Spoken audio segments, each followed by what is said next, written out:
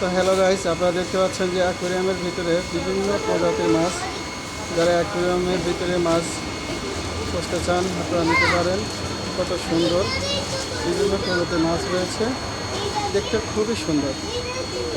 তো আপনারা চাইলে নিতে পারেন, আসতে পারেন রপ্তানি টিকিটের পাশেই দোকানগুলো। দেখুন এখানে বিভিন্ন ধরনের মাছ আছে। মাছগুলো দেখতে খুব সুন্দর, ইউনিক ডিজাইন,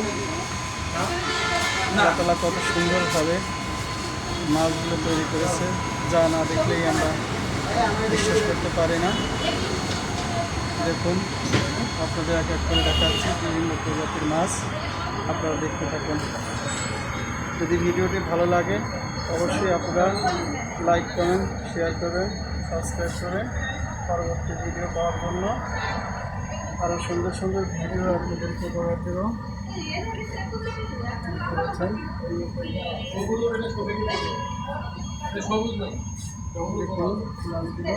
কত সুন্দরভাবে